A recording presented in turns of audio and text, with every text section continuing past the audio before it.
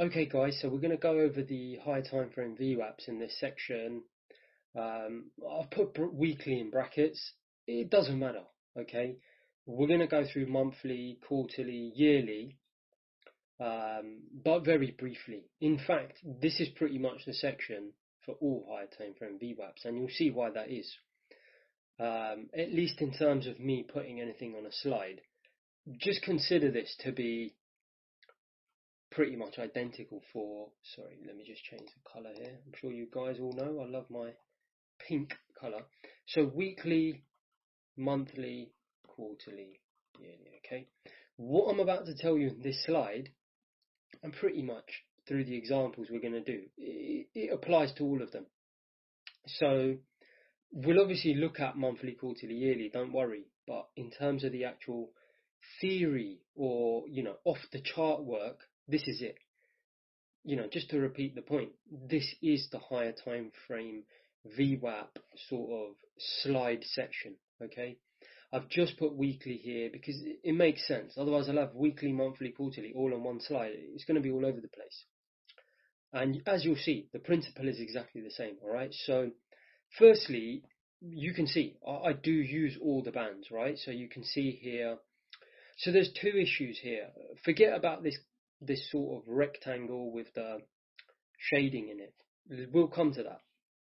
Basically, with the higher time frame VWAPs, we're looking at both dynamic stroke developing, which you've been used to doing, but I mentioned it in the static section, that we're also going to use this to give us some static values similar to our composite levels using historical VWAPs that have finished for the session, okay?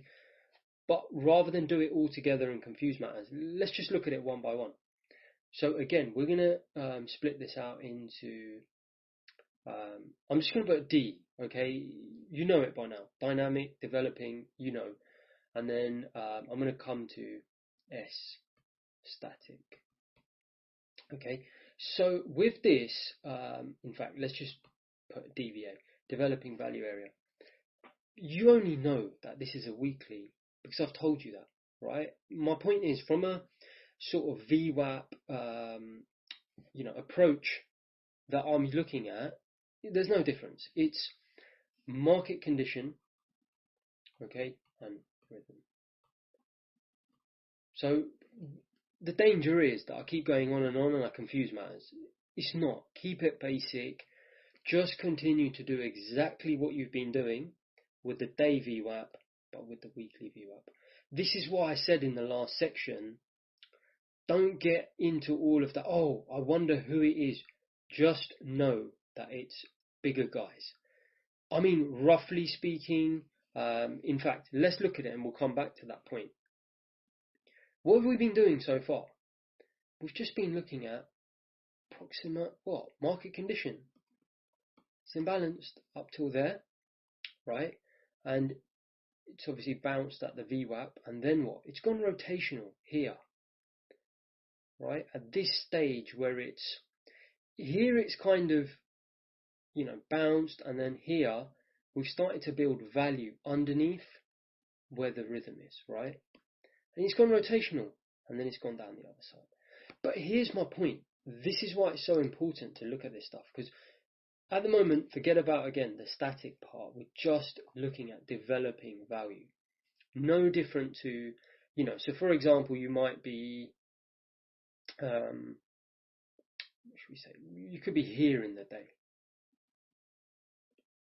right? This hasn't happened yet. You can clearly see the market's imbalanced. The danger is you come in, right? Your overnight session is here. Think about it. This is ETH, right? These are just the ETH closes, 1800 hours. The market's gone up. Can you see on your day chart? I don't have it here. You don't need to have it here. You can see you're going to be imbalanced down, aren't you, with your VWAPs going down. Terrible drawing. Let me do that again.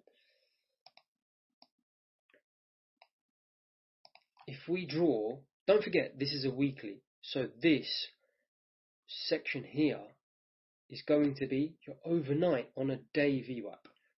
So let's think about how that's going to look. Well, it's going to be something like, it's quite aggressive selling, isn't it? So it's going to be, what? The market's going to be like that. And my point was, even though I didn't draw it very well, your VWAP's going to be pretty aggressively down, and your bands are going to be like that, right? I mean, literally, it was that steep, the selling. Now, let's say you might have had some sort of CVA in here. There, that's your CVA L. I'm just saying hypothetically, that's your CVA high, right? You know, we've been drawing these, and it could be from somewhere out here. We don't know. Some sort of huge distribution from last week. Who knows? Last week, 2 weeks ago, who knows? Right, so that's a combined profile. Again, I don't know what's going on today, the drawings. This is a merged profile, and then, you know, you're extending it out. So if you were coming in here, can you see you'd be breaking your CVAL, and you might be looking for a breakout pullback, and this would be imbalanced. Your DVA is imbalanced, and essentially it's giving you short opportunities, isn't it? But look, all right, fine, the rhythm is sort of this normal trend, but look what's happening. You know, you're bouncing straight off the weekly VWAP. You don't want to be trading into your VWAP. It's, you know, you're just asking for trouble. Basically, what have you done? You've just come back to the mean. You know, it's going to have a high probability of bouncing. So my point is, even though on what I've been showing you so far, just looking at it from a what? And in fact, let me just go back to this. So remember this, DVA, this is just looking at it from what? Day traders, scalpers, locals, and so on and so forth. This is what now here? Probably swing traders, medium term, you know, like any sort of hedge funds or whoever employing swing strategies. They're gonna, do you see, our day has started here. Our day VWAP doesn't take into account this huge lump of buying that's just happened here. Clearly, as it retraces, it's a swing, isn't it?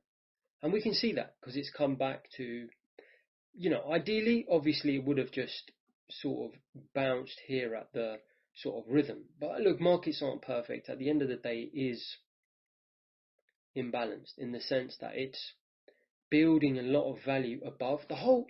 My point is, we talked about this when we did the day VWAP. We said, you know, if you've got your VWAP here and the market is pretty much above it the whole time, how can you even say that's anything but imbalanced? The entire volume for the entire day, this is the week, it's just a period. Don't think day, week, month, the period. That in question, the whole time, it's above the VWAP. You don't want to be shorting into the VWAP, right? I hope you can see that. You're going to get murdered like 90% of the time. You might get lucky and it breaks, but nah, you're going to get murdered if you trade into the VWAP when you've been above the VWAP the entire time. So hopefully it's just logical, right? Basically, you're imbalanced. You're coming in, you've broke your CVAL, you're thinking, oh, breakout pullback, DVA is imbalanced, let me get short. No, don't get short. Why? Because of these guys, the swing. And what I'm going to do is I'm just going to remind you of that. Let's go back one. There you go. And I don't want to write because obviously it's going to bring all the stuff from the previous slide in. So let me just point it out here. So these guys here, swing traders, possible hedge funds, using the weekly VWAP, trying to take what? Trades over a day, 2 days, multi-day, but very sort of intra-week swings, right? If you've had a big up move on Monday, Tuesday, and it retraces, you know, second half of Tuesday, some part of Tuesday, bang, they're just going to hit the market and look for continuation. And that's what's happening. But these guys, day traders, scalpers, locals, they might be using the day VWAP to do what? Get short. You've got to realize that it's a combination of things going on there. And that's why when you get into this, what options have you got? You can get long, right? you probably don't want to get long because you are going into a DVA imbalance on your day intraday. So clearly you just want to wait for it to pop back above CVAL and then what? Get your RPB. And now look, you've got your swing guys on your side. You've got your, probably this would have turned by now, right? And the imbalance down would have failed, and we may have started to build some value above maybe one of these standard deviation bands, and you start to turn. Okay, so you start to go imbalance up, you start to build some rhythm, and then you're above the CVAL as well, so you've got acceptance above here. So in terms of, we said it here, the CVA, that's the point. Okay, at the end of the day, you can now start to use the extra. You see all this information here. We weren't using it, were we? We weren't using Monday if you come in on a Tuesday. Let's look at it. One more example. You'll see it's all over the place, exactly the same thing. Sorry, I didn't mean to do that. Just get rid of this. Just give me a second.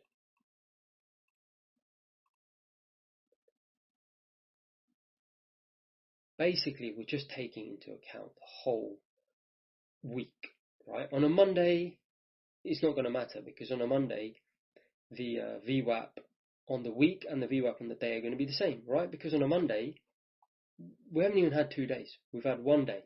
So they're going to match. Okay, so always remember that.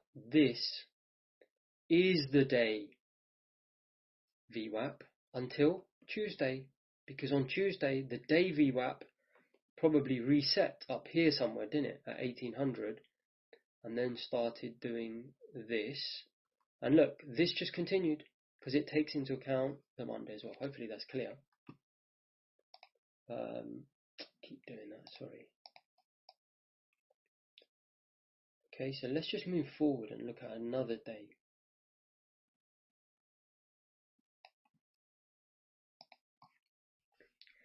Okay, so you've got plenty of examples here. You've got, the market's gone rotational, but then it kind of maintains this sort of rhythm. So when you come in here, look, it's tested it once, tested it twice. That's a normal trend. Would you agree? Right? I'm not saying you might be trading this late in the session, but who cares? This could happen in the morning. This could happen any time of day. Even here.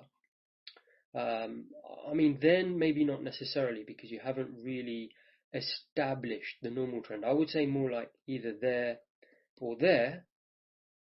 Think about it. You might have again, as we said,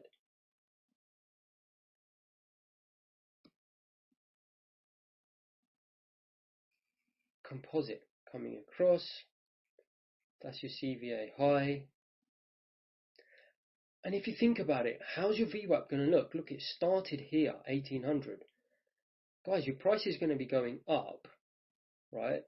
Terrible drawing, but you get the picture. That's going to be your VWAP.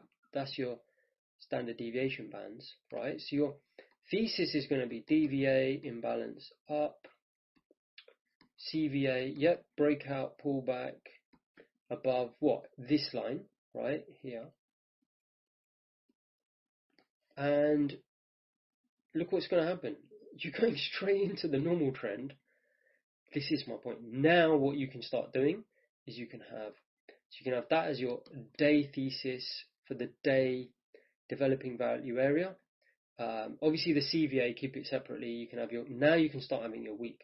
So in fact, a better way of doing this, what I want you to start doing, and don't worry, we're going to do some examples, is I want you to have your day, I want you to have your week. Okay, same thing, DVA. What is it here? Normal trend. Do you see? So you've brought in an extra factor into your hypothesis, and then you can have CVA, same thing as before. Your line in the sand, and we'll discuss that a little bit further in terms of exactly how to play that, because at some stage, I think probably when I bring in the other VWAPs, but maybe I'll get you started in this section. In fact, I think I'll get you started in this section. It makes sense to bring it in now. It's coming. It's inevitable. You might as well start in this section where I'm going to change it up a bit. So your breakout pullback can, in theory, start here, and your return pullback can, in theory, start there. So you could look at getting short there with a view to getting back in from outside. We'll talk a little bit more about that later. So the point is, have your CVA thesis, but just have it separately, as you've been doing, line in the sand. But obviously now, in terms of breakout pullback, return pullback, we're going to add some complications into this now.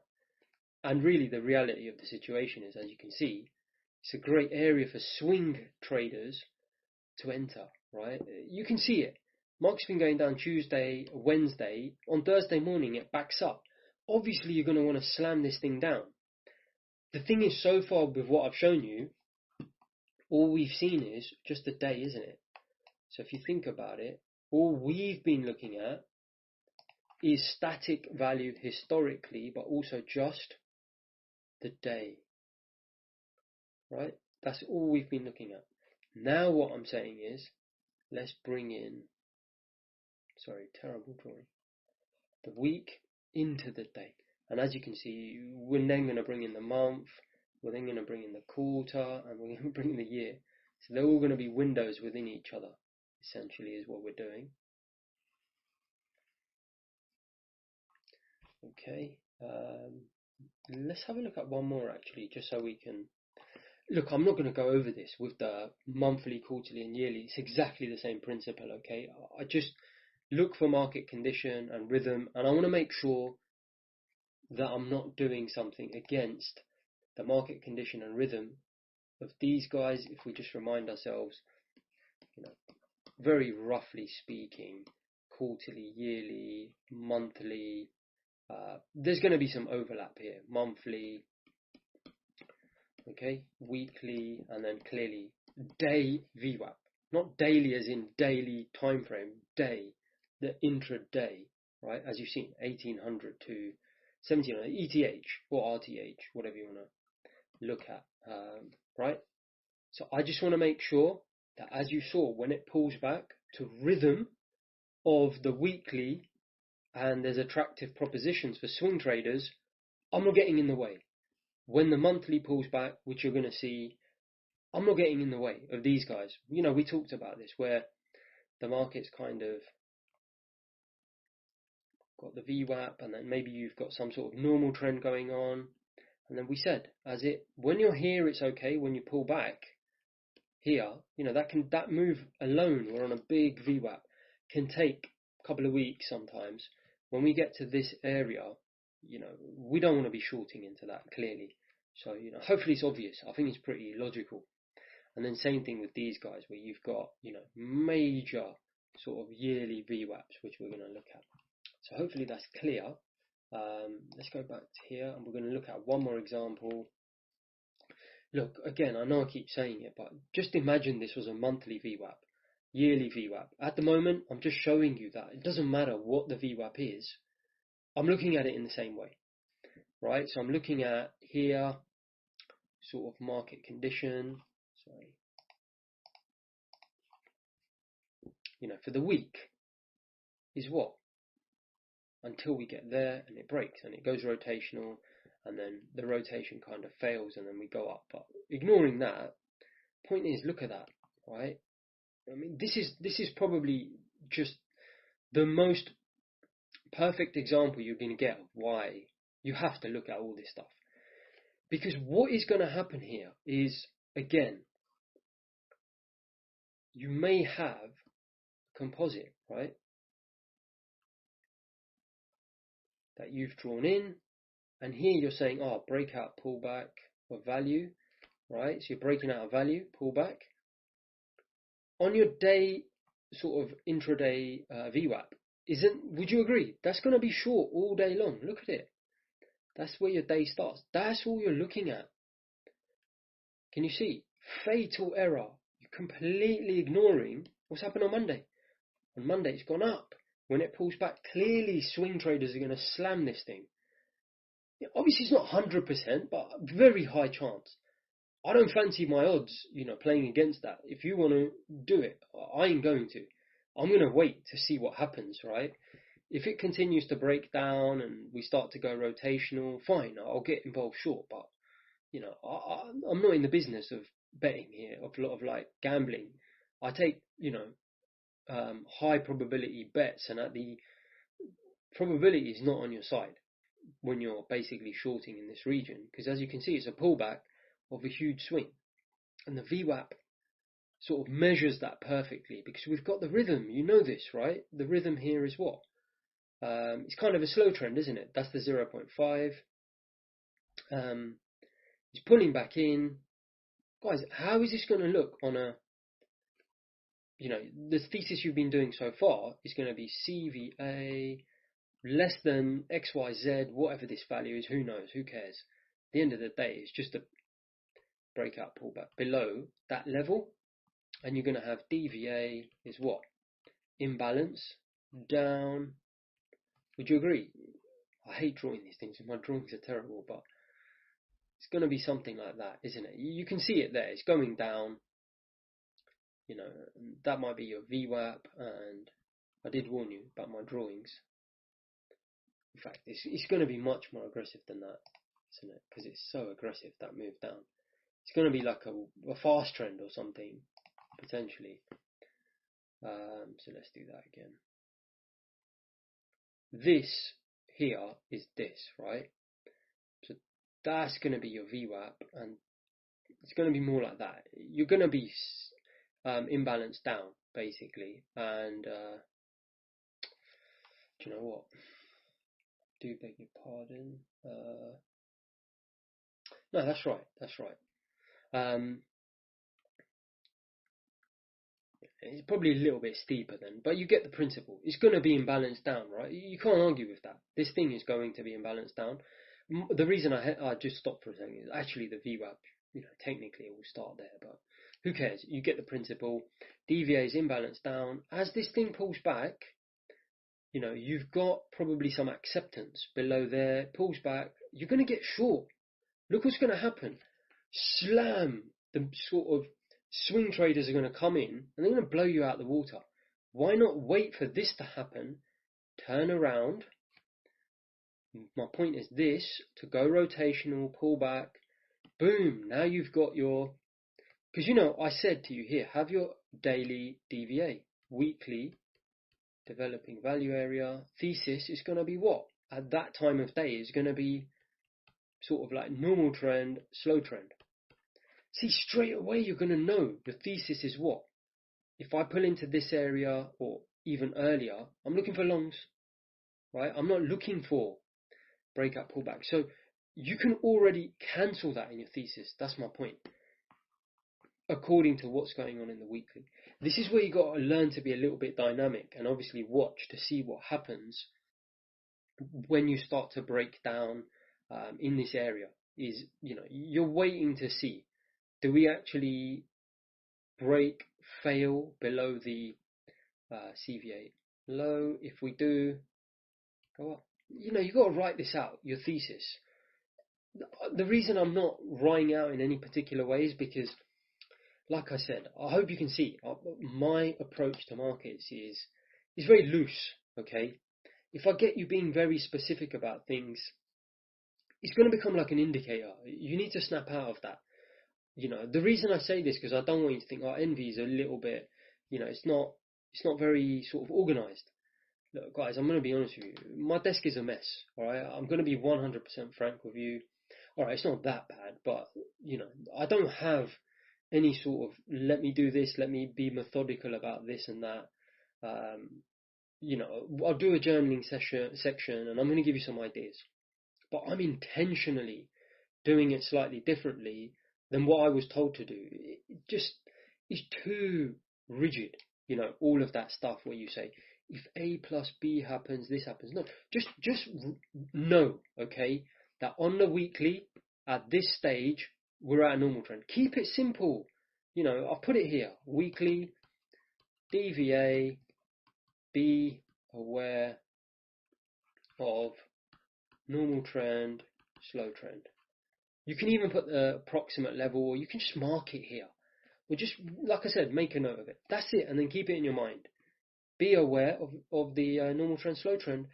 As the market pulls back in here, you already know you can cancel this thing out of your hypothesis. You know, you do your conclusion,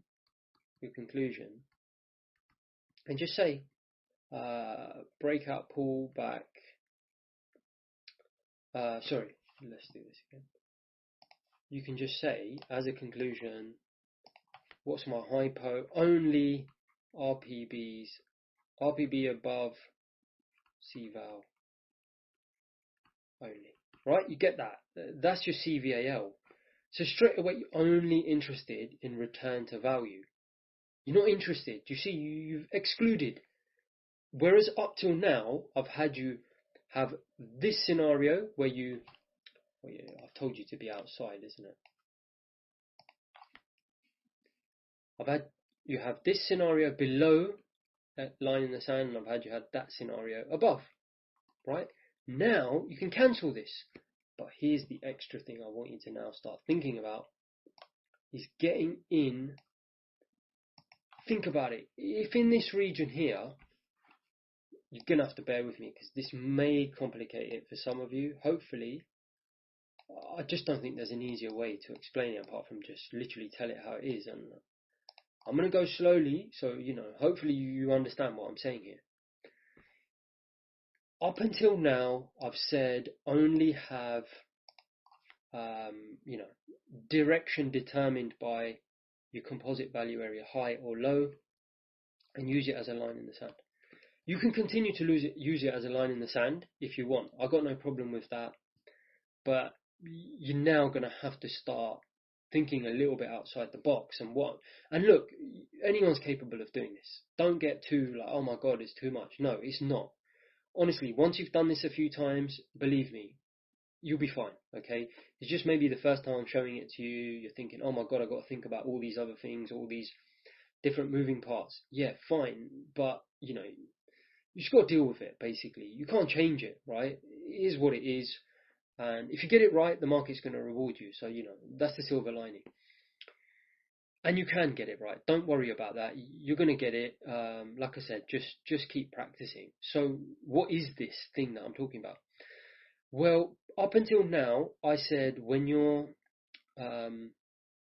inside your line in the sand, you do the RPB, return to value pullback. When you're here, you do your breakout value pullback. All right. So now what I'm saying is no. This can happen another way. You can also be here and do a return to value pullback, and this you can be there and still do a breakout value pullback. All right, absolutely crucial, guys. You understand this, okay? And you're just gonna. I don't have a perfect template for you where it says this is how you should write this down. No, you're gonna have to figure out. And the reason I don't hesitate saying this is because I know you'll figure it out. Let's be honest, this is more, you know, something to do more with how you organize your diary. You know, I'm not going to do that for you, basically. I'm happy to show you how to, you know, perceive value and how investors perceive value. To write a diary, no, that's your job, right? And I hope you see, I'm actually trying to help you. If I wrote stuff out for you, for half of you, it's not going to suit you the way that I do it. Just, you know, come on, at the end of the day, it's not something that I'm specifically skilled in. All right, there's much better people out there writing things out and whatever. So, you know, you're probably better than me at doing that. So I'm not going to teach you anything.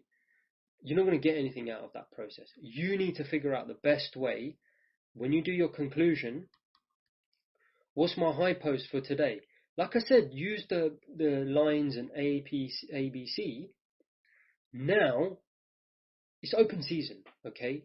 You can now achieve a return to value from anywhere in your chart. I don't care, right? You could be up here and you're thinking, I want to start to attack and get return to value pullback, you know, or you can do your breakout of value pullbacks. I don't care at the end of the day anymore where you are. You need to be using this stuff. I'm gonna show you obviously that on a chart. But look, just to reiterate the point, You can be here and you could go either way. I don't care. You can be inside, so here, right? And I've set you up until now, if you're inside, it's only what? Return to value pullback.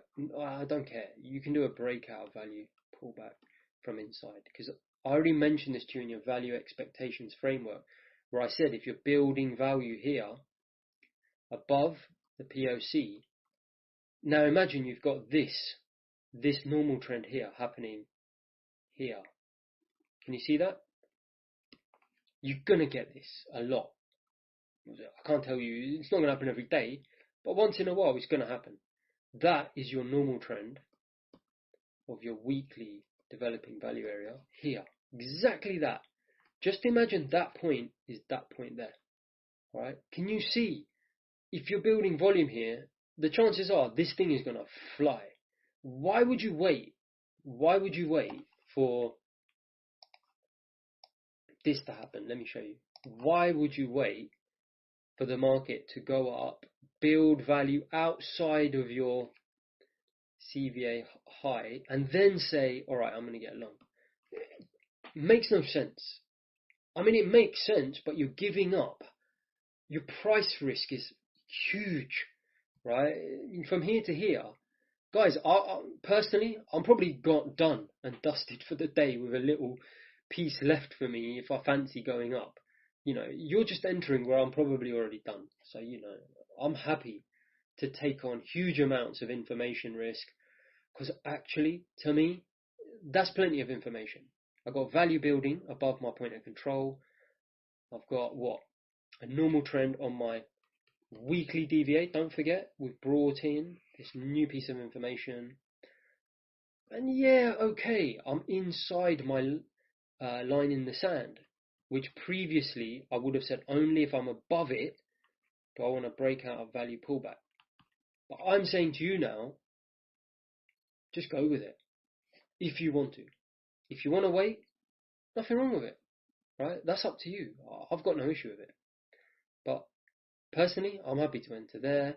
I'll probably even add here sometimes. I'd be scaling here, see what the market does. If it starts to really, build some value and some sort of volume above here, bang, I'll enter in again, if I think it's really got legs.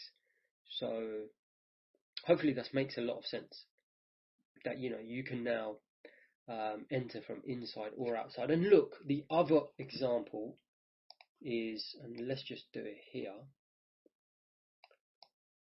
So that's a breakout of value pullback from inside your composite value area, right? What you can also do is you can do a return to value pullback from here. Okay, so the market might have come down, and you've got just say that's your VWAP and it starts to turn, because the price starts to turn, and you've got this happening here. Look, you can see it came down, right? Market came down, it's the same thing. This is just your day VWAP here. Like I've said, this is your day VWAP. Then you get the turn, right? I don't care if the turn happens outside of your CVA. Oh, that's my point. Bang, enter it here. That is going to be a return to value pullback. What's the alternative? What have I had you doing up until now? Is waiting for it to break and then build some value, and then, no, I'm saying enter it early. Okay? Because here you've taken on huge amounts of price risk. All right, you got this huge piece of information, but a lot of these guys, they're going to be scaling here, guys. You've got to realize that. So, for me, I'm going to enter here. Okay, return to value pullback. I'll just scale there. Take some scales. If you think you're worried, oh, it might bounce, and it could. Scale there, hold it. Personally, I'd be just going for this, right? To really take a return to value pullback, maybe towards the point of control or whatever. Again, why is that? Because I've said it here. Imagine this area here. You've got your normal trend over the past 2 days is coming in there, right there. Okay. I'm not going to short into that. If you want to short sure, I just got you doing that to get you used to building hypos and etc. etc. Now I'm giving you a huge piece of information here that swing traders are gonna slam this, right? So that's obviously, your normal trend. And let's try and get this right. Market goes up like that. It's come back in, and then it builds value. Boom! You're going to hit this to go back inside. So it's going to return to value pullback from outside. All right, guys. I think I've pretty much made that clear. Let's now talk about prior value area. Okay, so this is, I can make this as complicated as I want it to be, but it's not going to really help in any way. I've said this many times.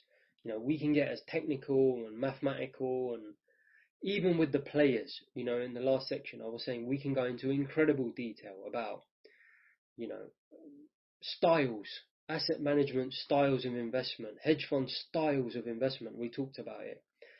All the relative value, stat arb, global macro, all of that stuff, real money, pension funds, all the different strategies. I could sit here and talk to you, for hours about that stuff. Days, weeks, months, I could talk to you about it. It's not going to help you trade, okay? And the same thing applies here. I'm going to tell you very roughly why this issue has come about. So what it is a lot of investors, look, this is obvious. We've said the VWAP is the average. It's the most incredibly powerful descriptive statistic in the world, right? We went over it a million times. Whether you're looking at sports, markets, doesn't matter. Right? Forget about financial markets. Any market in the world, we've talked about it. Even salt prices, salt manufacturer, anything. What's the average price that it's been selling at? Am I above the average, below the average? So you've got to remember, firms also love looking at what was last week's average price? What was last month's average price? What was last year's average price? Are we above that? Are we below it? In the same way we're looking at the developing, all these guys, pension funds, all the guys we talked about, sovereign wealth funds, real money, basically, obviously at the sort of longer term investment horizon spectrum, hedge funds, asset managers, and then obviously the swing traders, and then obviously us, the locals, day traders, and then whoever. Basically, they like to look at previous period average, okay? And part of the problem with that is, so we've got the VWAP, but they also like to look at the standard deviation of last week, right? What was the spread? How volatile was last week? Part of the problem with that is using volume profile is, this is where I said we can make it as complicated as you want. Basically, we've got the VWAP, right? And the VWAP on the volume profile is there. You can see it, that the VWAP came and it closed. What was last week's average? We know it's here. So let's say I opened up this week. I'm here right now. So start of the week is, the market open, new week, and I'm sitting here and I want to know what was last week's average price. Whether I use volume profile or whether I use last week's VWAP, I've got it, it's there. So I can assure you, a lot of people are looking at last week's, last month's, last year, quarters, last year's VWAP. Again, it shouldn't surprise you. Everyone wants to know what was the average price last month, what was the average price last quarter. People are benchmarking themselves against that, or benchmarking the market against that, I should say, to see, are we cheap, are we expensive, all of that. It's just common sense, really. The problem is with the standard deviation. So the way that so what I've done is, I don't look at these, but just to show you, I've put these here. Okay. The way that the standard deviation is calculated on the volume profile, and I've kind of hinted at it before, is it uses the mode. Okay, it uses the mode, and then it just gets you 70%, 68%, or whatever you want it to be. Let's just round it up. 70% one standard deviation, and it keeps going out until the 70% is spread out. And therefore, as it's going out, where you've got areas where there wasn't much volume, that part of the standard deviation is going to be allocated more volume. So that's why this will typically be wider than this, and there's no right or wrong way of doing it, but typically institutions do prefer the more traditional method, which is looking at the average, comparing the spread of values versus the average. So that's what they prefer, at least in my experience. So that's what I look at, is basically looking at the average value and then the spread versus each. And we did this with the heights, where we looked at each individual sort of outcome or data point, and we compared it to the mean, right? And then we did what? We got the variance, and then we got the average of the variances, i.e. the data point versus the mean. We got the average, and then we did the square root and all of that stuff to get you the standard deviation. Right? I'm just saying it quite sort of, quickly in the way that I'm saying it, almost dismissively. It's because I don't want to get into all of that. Okay, it's irrelevant. End of the day, we've done all the standard deviation stuff to death. My point is that if you use the mean as the point of reference to compare your spread against, or you use the sort of VPOC, the mode, you're gonna get differences. Is there really a right or wrong way? I mean, each has its, pros and cons. We won't get into it. Personally, it kind of makes more sense to use the average, but fine. That's why I look at that, and I believe, in my experience anyway, pretty much all institutions, when they're looking at sort of prior week, prior month, prior year, they're looking at these bands, okay? The standard deviation bands here, purely because the spread is worked out based on the VWAP, okay?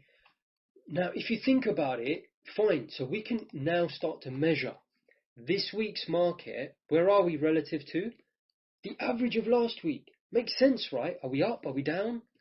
Where are we compared to last week? Are we having a good week? Are we having a bad week? If I didn't have the average of last week, what else am I going to compare against? No Fibonacci and all that. So you already know, that's all garbage. End of the day, it only makes sense to compare it against the average. There is nothing else. The issue comes with these standard deviations, as I said. Now, if you're going to use the average, it makes sense to use the standard deviations calculated off the average. All right, end of story. That's what I use. If you want to use these, you can.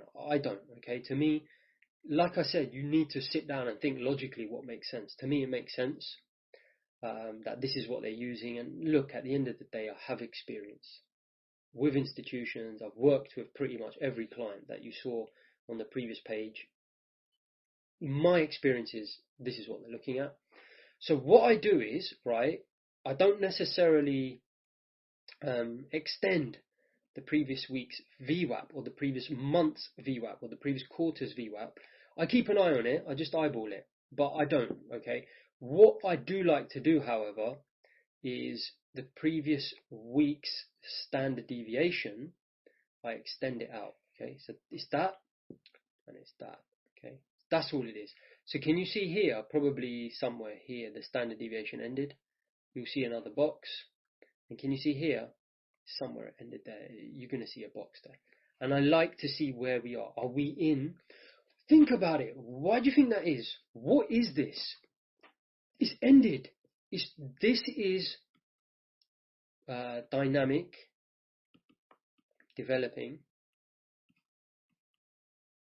Sorry, terrible handwriting, but I'm just going to have to sort of put up with that if you don't mind. And this is static, right? It's finished. This isn't going to change. This VWAP value is fixed. The standard deviation is fixed. When we have composites,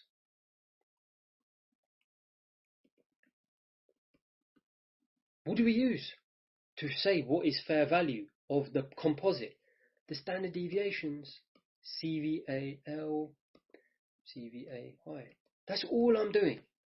Instead of CVA high and CVA low, I'm just doing prior week's value area high, prior week's value area low. That's it. That's all I'm doing. Right? It's nothing like amazingly, mind-blowingly different to anything that anyone has ever seen or thought of before. It's just logical, all right? I'm just using the previous week's value. And this comes back to another reason why I like to use this, because do you remember we talked about the problems with weekly profiles? This is not one profile, it's two profiles, all right, guys? You've got to understand here, you're going to be merging these 2 days. Okay, look at that nice little confluence of value. You're going to be merging, probably not even merging this, because this will be like, not even a balanced distribution, and this will be a balanced distribution. This majority of this volume was probably built over that. You might merge it. I don't know. It depends where the RTH was. Maybe you might merge them. Okay. Point is, look, that's that. All you're doing is you've pulled that out and you've pulled that out. It's 2 merges. I don't want the sort of standard deviation of that, right? That's why another reason I prefer to just take the VWAP standard deviation bands. And instead of that being CVAH, CVAL in this way this is, it's just a different form of static value, right? Instead of me looking at a composite of 2 days, I'm looking at almost, you could say, a composite of the entire last week, and using that as, if the market's in here, the week's in fair value. All right, guys, it's as simple as that. Okay, that's all I'm doing. In the same way, just think of this as one big composite for the week. And I'm just saying, if the market breaks out of here, we're having a breakout of value pullback with reference to what? Prior week's value area. Okay, so you've got CVA, you've got your okay, so this is where your prep is really going to start becoming not complicated, but have more facets to it. Okay, so you can start to see, I've given you this warning many times that I'm going to be chucking in different forms of value. You just got to accept it, guys. Swing guys, medium term swing guys, I can assure you, they're going to be looking at last week's average price. Okay, I don't think I know a single guy that won't know where the VWAP was last week. Everyone does, and therefore to me it makes sense. He knows where the standard deviation of the data that goes to form the VWAP is. All right, so you're just going to have to deal with it basically. And I did say this: financial markets are incredibly complex. Wait till you see prior months value area, prior quarters value area, prior years value area. You're going to have to bring all these things in. And basically, just do it slowly. So, at the moment, start off with your day, your DVA, your overnight stuff and all that stuff that I had you doing. So overnight, and then, you're developing value areas you go throughout the day. Have your weekly now, DVA, all right, and have a thesis on that, which is going to be this as the week is developing. Okay, have your CVA. So this is going to be your developing thesis, right? And this is now going to be your static, which up until now has just been your CVA. You're now bringing in this, okay? So you're bringing in prior week's value area, okay? And what would you say here? Breakout of value, pullback. The market is imbalanced. Look where last week was, guys. 70% of last week, right? I mean, you can see it here. Pretty much, that is a really sort of good approximation of where 70% of the previous week traded. Okay, well, that is what it is. It's a standard deviation of the week before. So ultimately, that's what it is. And where are we now? Above it. Okay, can you see the market's broken out and it continues to expand? So basically, we're now breakout value pullback. We're imbalanced when it comes to prior week's value area. I don't know where the CVA are, so we can't say. Weekly, it depends where we are. If we're here, we're in a normal trend, imbalanced, market condition, rhythm, DVA, similarly here. You get the picture, okay? That's what I want you to start doing, is bringing in this, is new, and this. Okay, so I want you to start thinking, where are we on? Do exactly what you've been doing up until now. Your overnight, your sort of intraday DVA picture in terms of market condition and rhythm. Continue to do your CVA. I've just added one bit into your developing thesis and one bit into your static thesis. That's all I've done. Okay, I've just added this prior week value area, which is just sorry, it's here, isn't it? Literally where the prior week's first standard deviation ended. Okay, that's become your new static. Because this isn't going to change, is it? The week previously is over. It's the prior week's value area. You've already seen, you got prior day value area. It's no different, except we're calculating off the VWAP bands.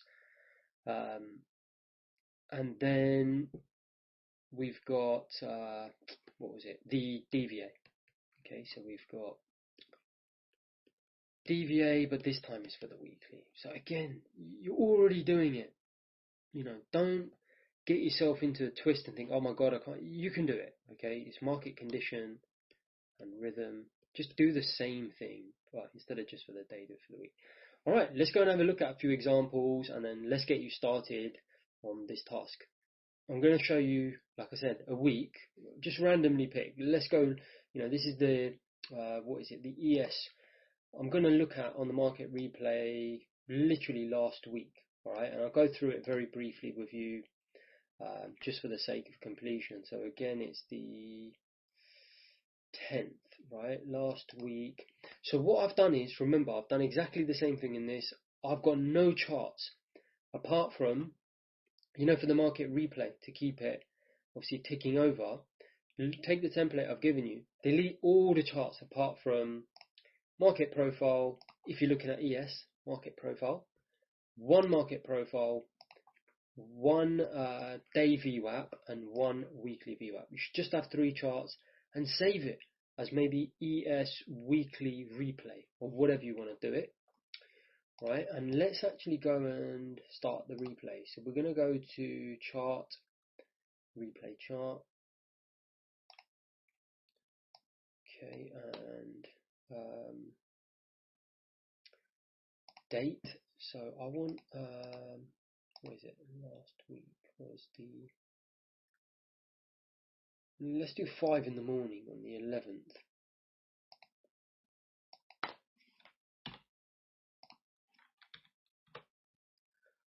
Standard replay, all charts in the book, and just hit play. It's going to, because obviously I've got a live account, it's going to put me in the simulation. Okay. Now my charts are a bit messy. When I show you my full chart book with all the VWAPs, I will show you exactly how it looks, but for the moment, you know, you can arrange your charts as you want to.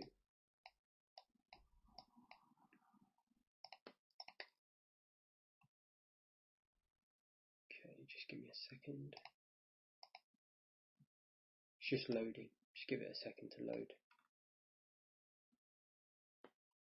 And in fact, I had the wrong year in, that's the problem. You can see here I've got 2019, it's a year back, so just bear with me. Let me just hit stop and reset. And whilst it's doing that, yeah, so just talking about the layout of the charts, look, don't worry, you might have a laptop, it doesn't matter. Once you've done your market profiles, you can minimize your market profiles, you don't need them.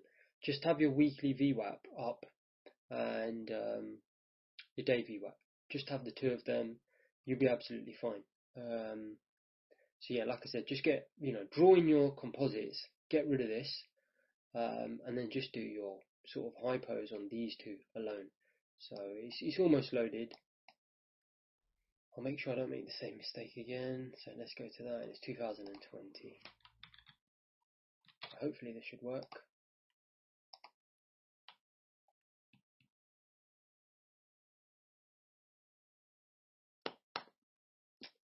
So it's last week, it's just loading up the data now. So I'll just do the composites, and we're just going to do 5 days. And, you know, I'll just rush through them as I've been doing previously. You know, obviously I'm going to jump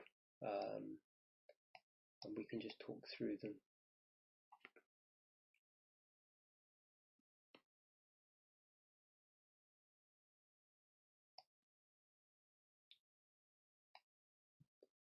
Okay, so there's the composite.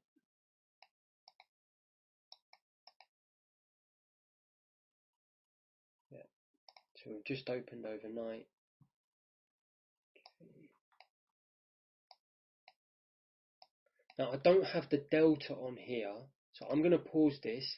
Give me a second. I'm obviously going to pause the recording. I'm going to put all the deltas on and I'll be back in a sec.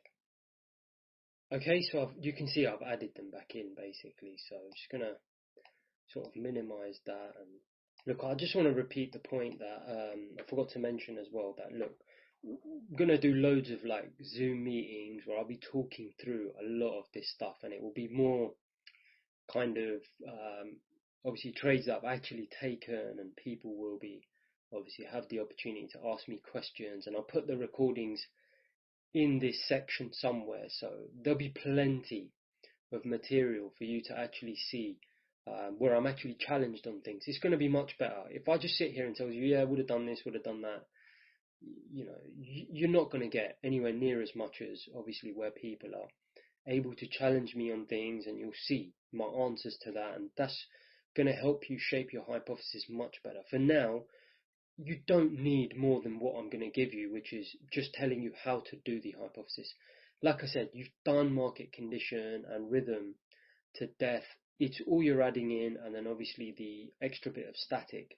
So just to get you started, obviously we are going to look at it, but I am going to obviously, just in the interest of time, I'm just going to obviously try and go as far quickly as possible. Now let's have a look at this. So this is the E-mini. Let me speed this up a little bit. Let's check the time. Yeah, so it's pre-open, coming in pre-open. Just slow that down just a touch. Okay, so while that's happening, let's just see, is there any merges? Probably this. Probably merge that.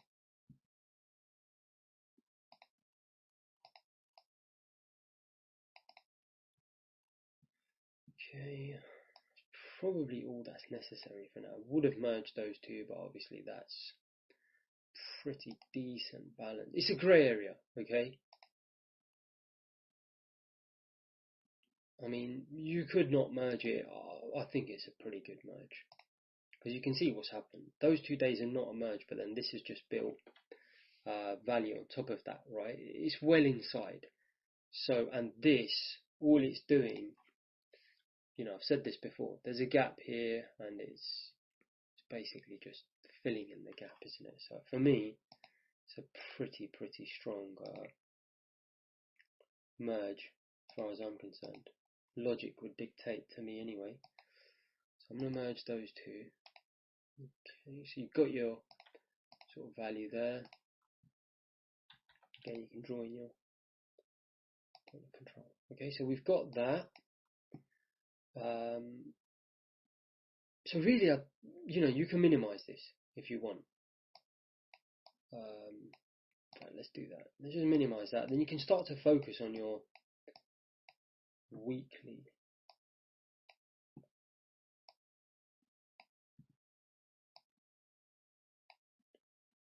Okay. So you know what? I'll just be aware that, look, where's our sort of prior value? It's there, isn't it? 2899 and 2827. I mean, we haven't really come into the open. So again, let me just move this forward 12 hours.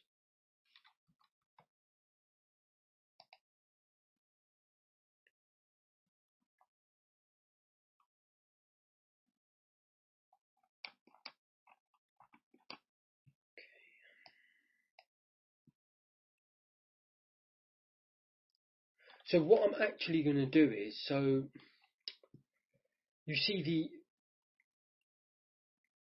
DVA, right? The part of the issue is that on a Monday, if you look here, can you see the DVA? It's identical.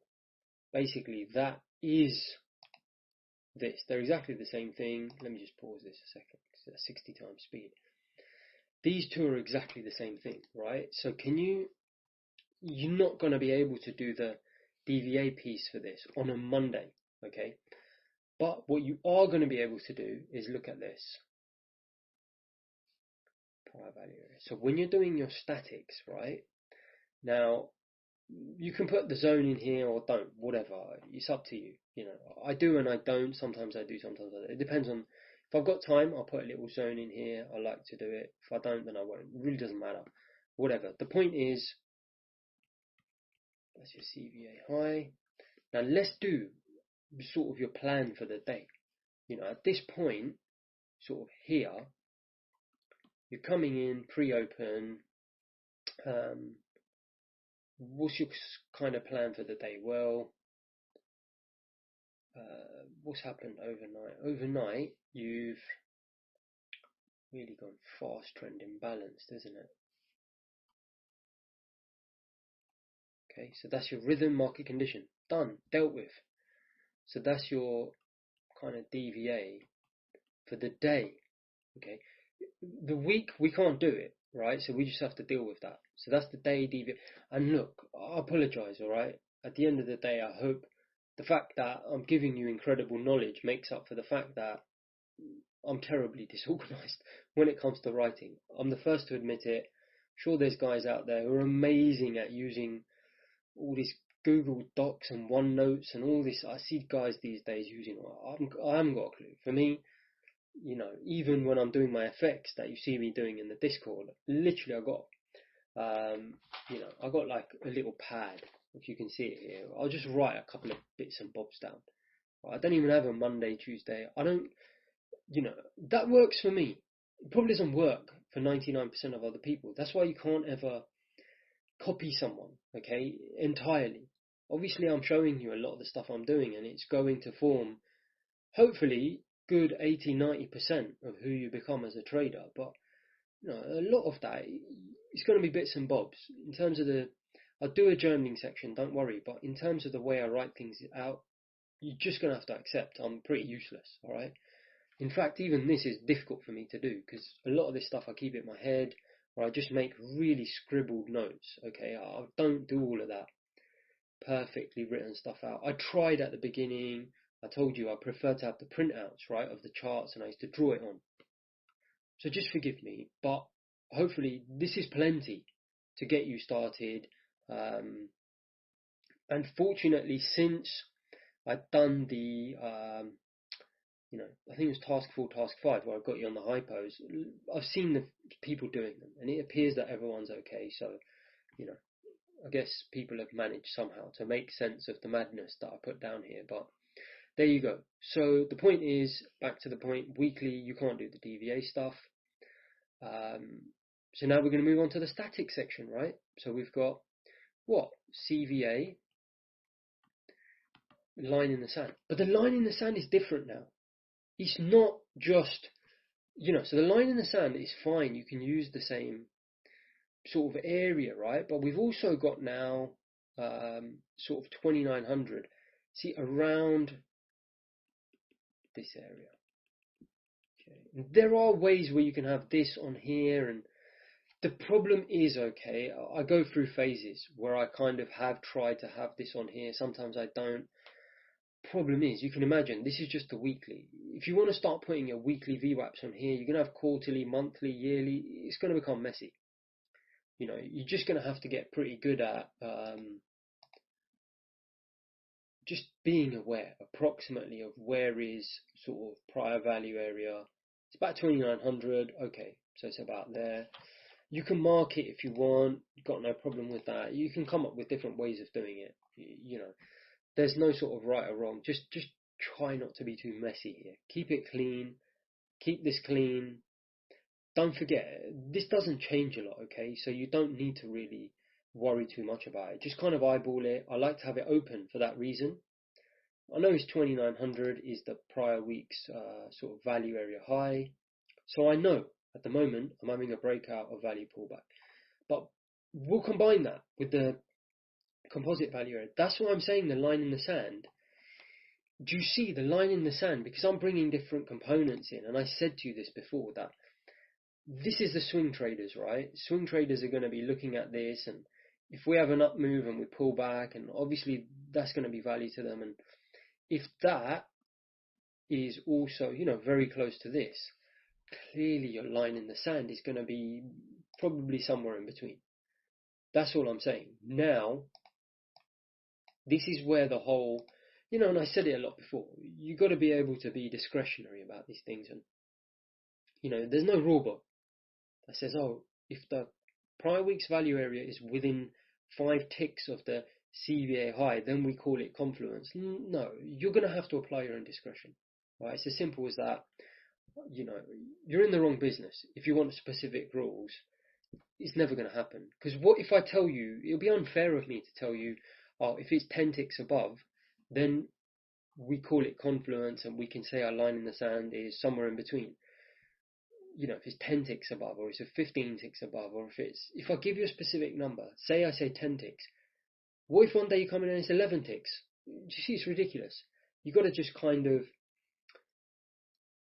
be a bit discretionary about it. In this case, in my opinion, 2900, 2890, let's be honest, probably that whole zone is a good line in the sand, even including the, this area here, 2900 down to here, so probably this whole region here, isn't it?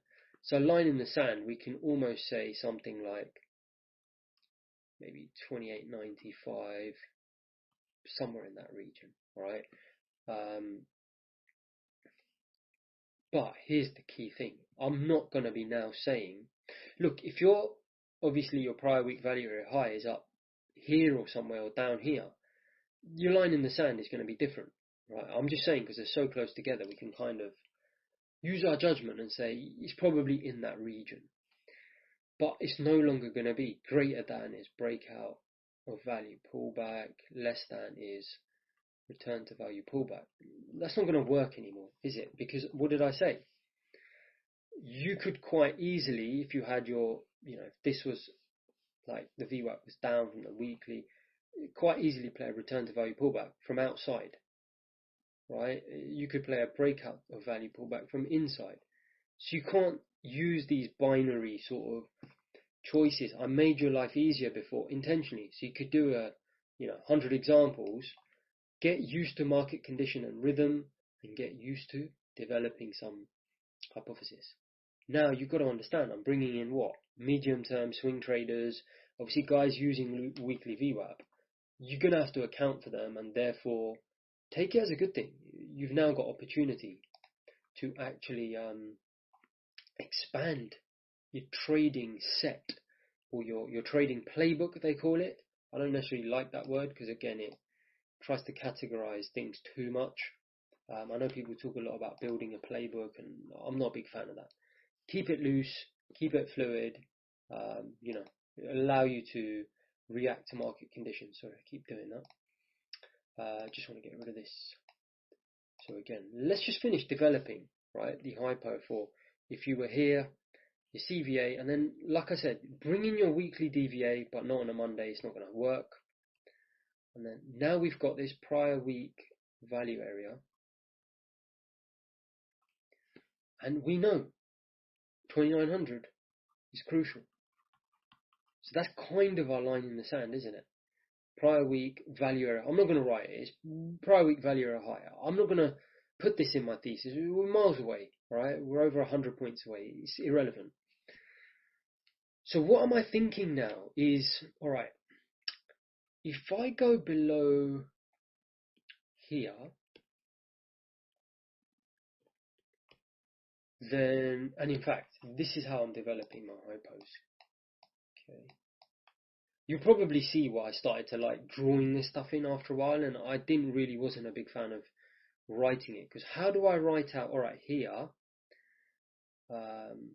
one potential hypo is, would you agree? Look, we've just said that's a big line in the sand, because think about it, if I, so actually, give me a second, because we fast forwarded it, actually, if you think about what's happened here, we're actually here. Okay. If we go below here, would you agree? That gives me a return to value pullback, to the prior week's sort of VWAP or the other side, right? So would you agree below sort of 2900, which is there, right? I'm going to be interested in return to value pullbacks, but I've got what? I've got a problem because I've got my composite value area high. So would you agree? I don't want to be shorting here because of this problem. But I probably don't also, if I come into this region, want to be getting long because underneath 2900, I'm going to be expecting a return to value pullback. Above this, I'm expecting what? Imbalance. Above last week's sort of value, right? The bulk of it. As soon as we break out of here, I'm expecting this market to go up. So in theory, what I could do is I could say, all right, where's that? That's about 2900. Above 2900, let's write it down.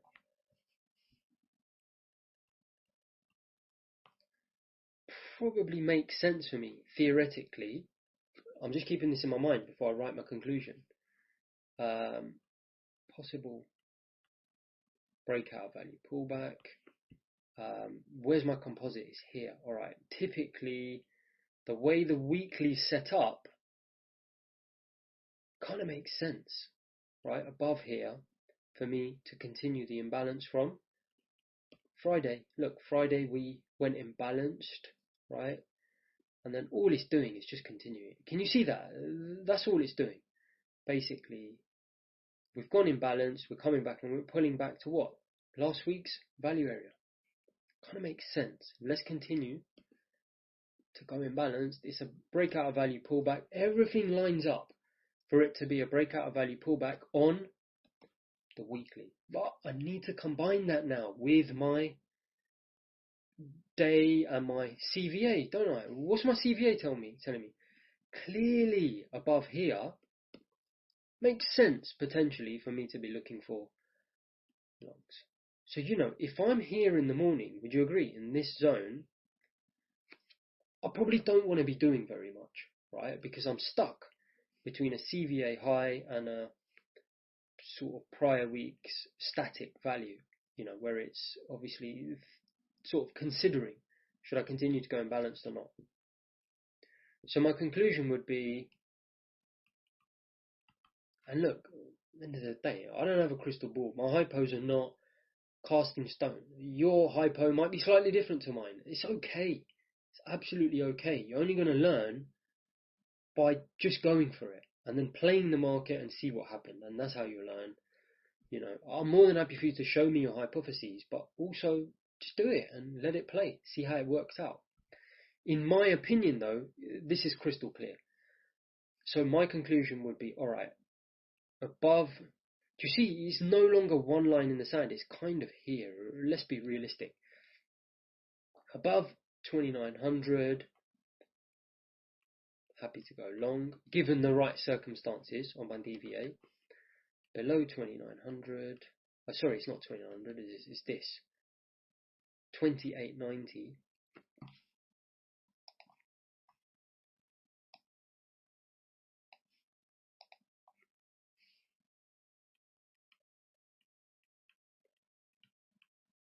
To get short. Now look, I understand you've got the point of control as a problem, etc., etc.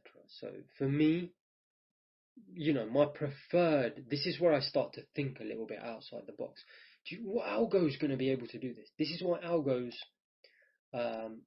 do what algos do, and this is why we should do what we do. Develop hypotheses. They can't do this.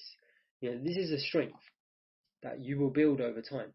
See, in my mind, I'll be thinking, all right, below 2890, yep, it makes sense, but hang on, I got this problem. What if the market was to be able to test this, come up, fail, and then there could be potential. I think above here I got a very strong opportunity to continue last week's imbalance anyway. To me, I'm biased towards that because what happened on Friday? What happened all of last week? Really, we kind of drifted up. I know this is discretionary thinking, but end of the day, that's what you have to apply. You have to kind of look for clues. The market's giving you clues on Friday, it's imbalanced up. You can't deny that, it is. You've got prior week value area high there. If we break down and we start to break up, as in we come down, we test this POC, and then we start to break up, you've got opportunities to get in long here, or you can wait for obviously this, which is what we got in the end. Fine, okay, that's how it worked. But the point is, you can develop that into your hypothesis, right? So this is why I just prefer drawing them out. I'm going to be honest with you. I find it very difficult to write all this stuff down in some sort of cohesive format. Honestly, I'm the wrong guy for you to be, there's much better people out there who are good at sort of writing things down in a journal manner and all of that. I'll show you what the journal stuff I was given, but for me, you've seen me in the mornings. I prefer to just say, yep, I'm here right now. What's my preferred hypothesis? Well, my preferred hypothesis is we come down, we kind of bounce off the POC, and then we kind of head back up. That's my A. Right? I've taken into account all of this. By all means, write it down, but then start to think about what your hypothesis would be. Given that I've given you this extra piece of information, if you're long biased, I would be quite strongly long biased in this scenario, unless, and that therefore it's going to be my C hypo.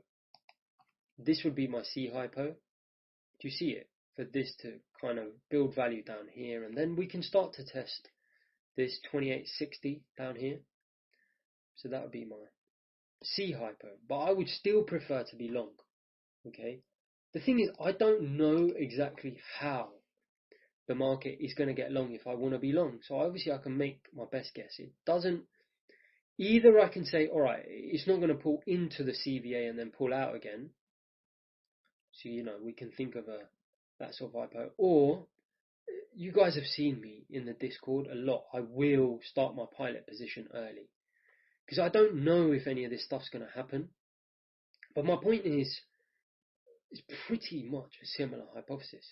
Come down, look for some rejection, and then build value above here. And if you've really got balls, you can take it early. There. What's the worst that's going to happen? You're going to get stopped out. Who cares? You've got some valuable information, and the market didn't want to go up. You have to pay for that information. Fine. And the reward is you get in that much early, you can start to scale, right? But anyway, I think you can see clear opportunities here. As part of your thesis, and using this to your advantage, the breakout of value pullback of prior week value area high. Hope you can see that very clear. As soon as we get above here, guys, there's only one way this thing's going.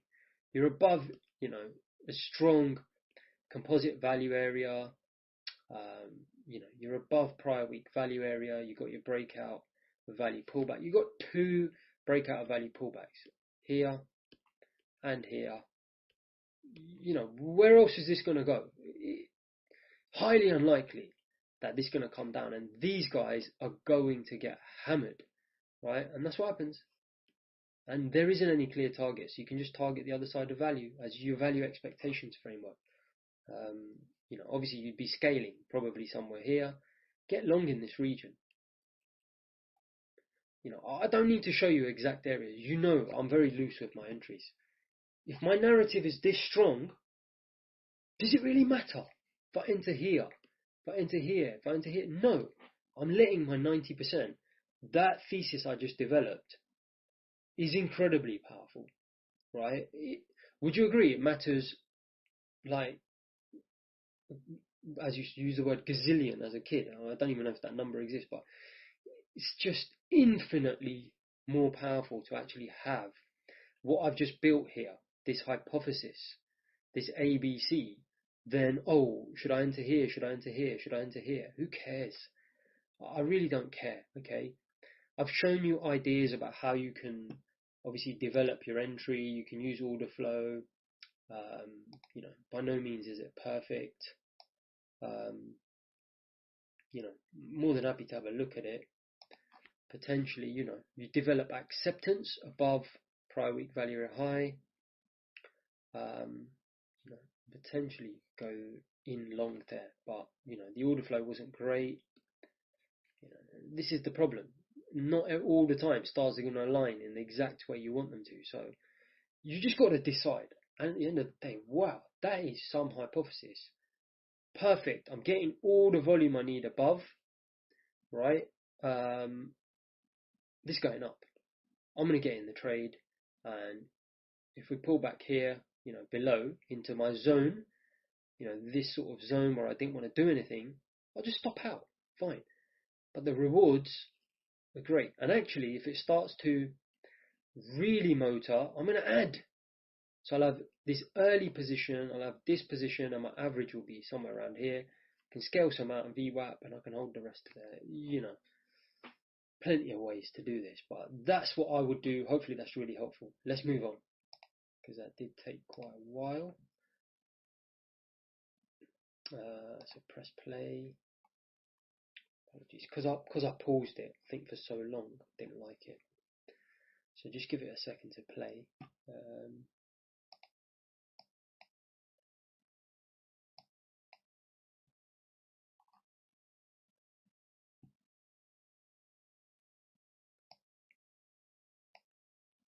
So again, I've said the point many times, but we're going to do journaling. I'm going to show you a journal, but it's going to be pretty basic, and it's not going to be something that I necessarily employ. I'll tell you what is actually really, really useful though, is journaling context throughout the day. Incredibly valuable. That is something I used to do. So at 10 o'clock, what's happened? What's the market condition? Has it changed? Has it given me the opportunity to get in? So, just monitor the market condition. Oh, it's 10 o'clock now. Yep. Oh, yeah, this is breaking down here. This fast trend is breaking down. The normal trend is breaking down. I'm now going potentially into, some sort of building some value above where the previous rhythm was. Good opportunity for me to execute my thesis, 10, 11 o'clock, etc., etc. Those type of things I used to love journaling, I must admit, because that's difficult really to draw every hour. It's more about writing, 10 o'clock, 11 o'clock. It's just the initial thesis, because there's so many options. I prefer to obviously draw my lines as you see A, B, C scenario, etc. And I'm going to be honest with you, I'm happy to do it. I do it in the Discord. Even the ABC stuff, I don't do it anymore. It's in my head. I know I want to get long, and when my opportunity comes, I'm going to grab it. That's it. If it doesn't happen, I'll do something else. Simple as that. But, we've said that level is obviously a long time away. In the meantime, develop your hypos. Do the work. When you do the work, then obviously it'll pay off in the long run. And then you can also be much more relaxed. So this was the... So I'm going to just put this down to 1 times speed. Okay. Let's see if there was any opportunities here. Let me just...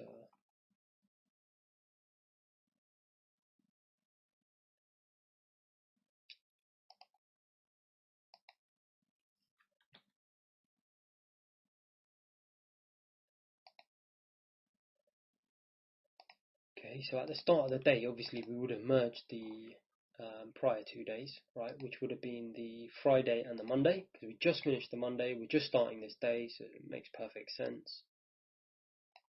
Okay, so coming into this day, sorry, wrong day. You see this day and this day that we just looked at, we're just merging them.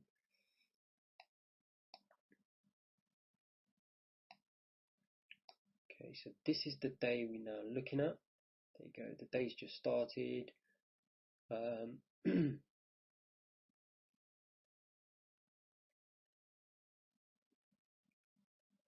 let's have a look at this day. Just get rid of that.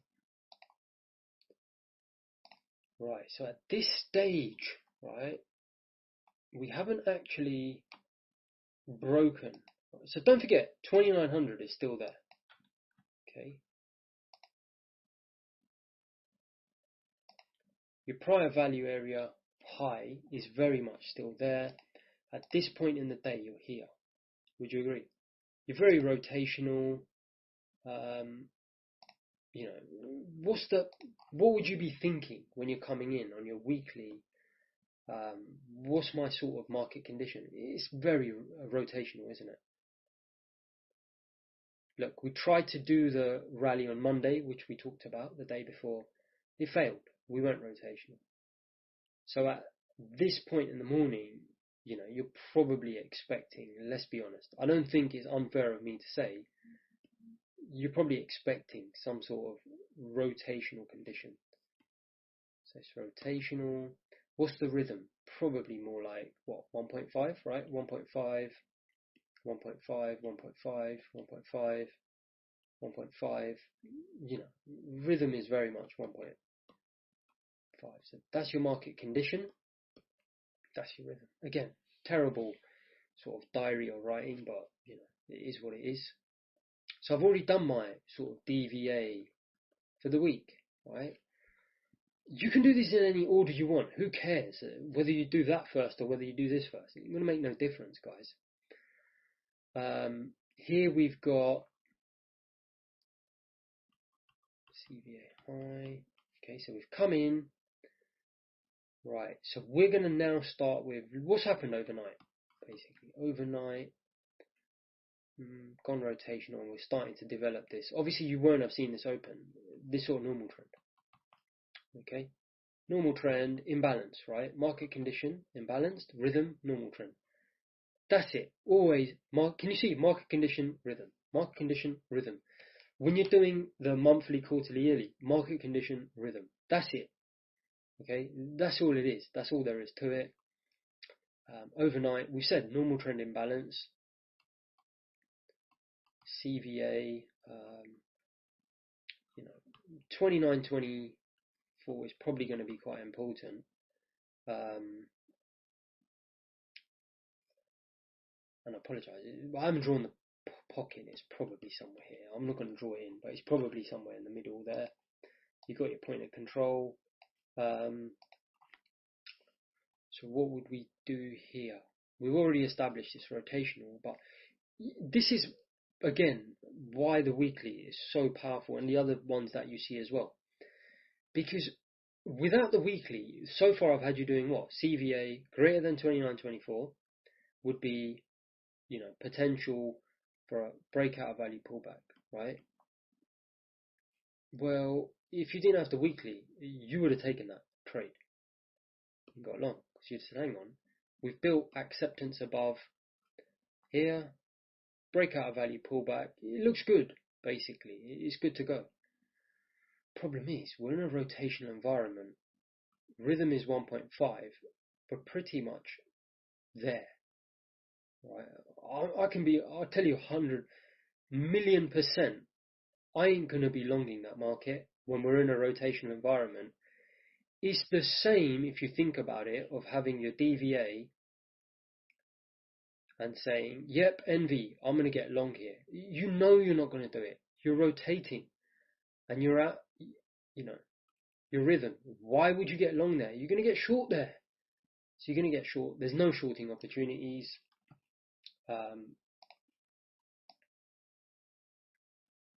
In my opinion, at this stage. Sorry, just get rid of that. There's no shorting opportunities here because you don't want to really short into your composite value area high. Not at this stage anyway. You can if you want, but I don't know. I mean, I don't think there's enough, basically. Had this gone rotational and this was up here, I might have considered it and thought, all right, we'll play it back as a return to value pullback from outside. But it's not enough for me because at the end of the day, this could still very much, you know, it could continue to stay in balance. This is my point. You know, there could stay in balance there. So basically, this is where you've got to start thinking at this point. Okay, we're here. What's my ABC hypo? Well, I don't want to get long of this market, so I can't have a long hypo. Does it make sense for me to get short of this market, right? It probably does, because my Sorry. It's this pen. I'm just trying to get the right pen. Sorry, on the right sort of size. So my weekly is rotational, right? I've come in. I probably do want to short this, but it's not right here. Obviously, I'm imbalanced up. I've got my composite here. Bit worried we might bounce off here.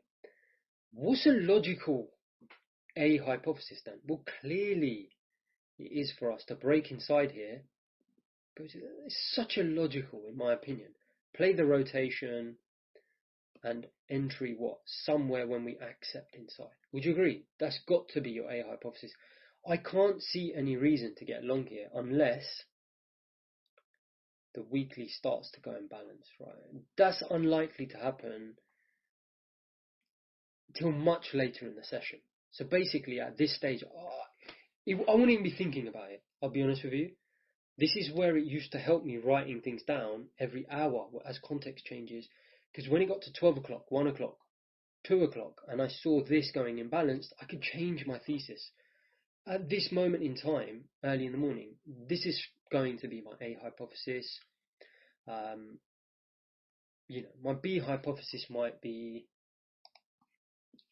we come down, we have a big bounce, and then we come inside, right? That's a fair hypothesis, because we might bounce off our composite value area high and have a breakout value pullback, but we're not going to participate in that. Why? Because the weekly is rotational. I don't want to go long, as I showed you, at the top of it makes no sense, right? You've seen this. The rhythm, market condition in the weekly is that. There's the VWAP. Makes no sense. You're going to get murdered doing that 9 times out of 10. So clearly no interest. If this starts to go up, so my C would be, oftentimes what I do is I have a C hypo, but my C hypos are ones that I'm not going to take. It just means that, if it happens, I'm giving it an option to do that, to continue up, C hypo. I'm not going to take that hypo. That's my sort of hypo for me to step back and do nothing. So what would we do in this scenario? Probably, there's plenty of opportunities to short this market, basically. As you come inside, you build some rotational value, there's plenty of shorting opportunities, in my opinion. That one's probably a bit difficult because it's sat on the VWAP, but as we poked out here, I can't say exactly where I would enter it because I'm so loose with this stuff. I'd probably be looking to short this market. I might even have got in here, might get stopped out and then re-enter. Who knows? I can't tell you. Do you see? This is why it's so much better, and I'm actually helping you by not going through tick by tick and saying this is what I would have done. It's nonsense. When I've actually had a day in Discord, trading, whatever, and then we do the Zoom sessions, it's there, you'll actually see what I've done, and you can actually see, oh, he's actually done it, and therefore that's how he would react in that situation. If I just show you here, using market replay, tick by tick, oh, this is what I do, it's not going to represent how I would enter. Therefore, I'd rather you saw what I actually did, and then in the Zoom call we can do it and we can record it. So hopefully that's clear. That's the second day. I think pretty clear, in my opinion. Let's move forward. Sorry, because I took so long about it. Let's get that. So hopefully that's clear, guys. That being able to spot those. This is why I had you doing so many market condition and rhythm change hypos in task 4s and 5 with the CD. I hope you can see why now. Because as soon as you see that on a weekly, you're going to be an expert. Oh yeah, I've seen that before. It's a rotational. Rhythm is about 1.5 SD or 2 SD or whatever it is, and therefore I don't want to be getting long into that environment, right? Which was didn't really want to be getting long. You can see it clearly. Don't want to be getting long into that. And then we just fell off the rest of the day, which is fine. So again, let me just forward this. I don't know what would be happening here. That was obviously the sort of potential for that to happen, but that we discussed. But it happened so late in the day. I'm not going to be around, to take advantage of that. So it is what it is, basically. Hence why I just skipped it. I'm just not even going to look at it because obviously it's quite late in the day. So let's have a look at this day. What potential was there on the Wednesday, midweek? Obviously now the weekly has developed quite a bit. Just make sure our profiles are up to date. Yeah, so we would have come off the back of that.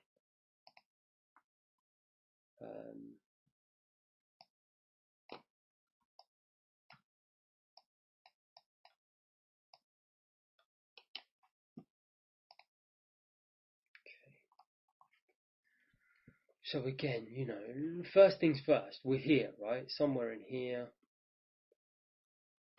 I mean, this day was just amazing. Let's be honest. This day was brilliant. Just looking at the weekly, get rid of that. So where were we? Basically, overnight, we kind of had a slow trend failure, isn't it? Slow trend fail. So that's our daily sort of DVA, right? On the day, would you agree? Weekly DVA. What is it? Guys, you're coming into the market. Let's have a look at the time.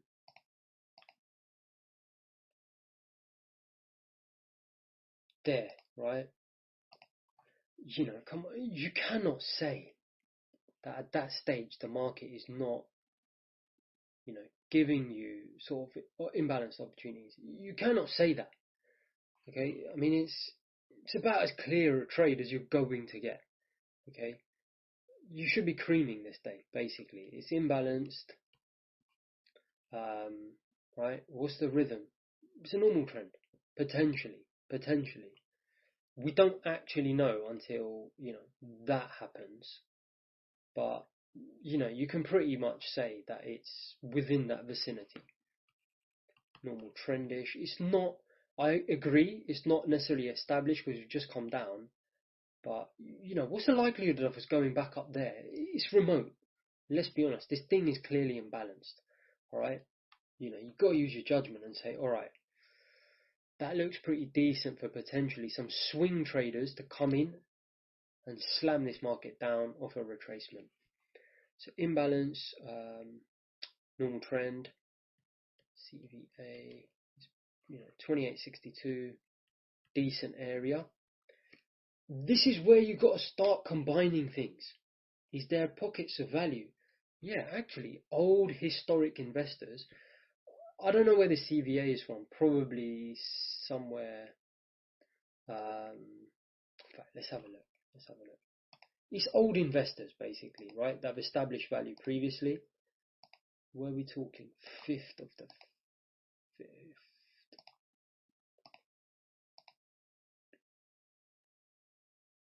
Okay, it's that region here. Can you see? That's basically what it is. It's kind of that region there. It's this region here. So it's kind of that, okay? They've established value. Can you see? This is what I talked about with pockets of value. You've got to look for where pockets of value come together.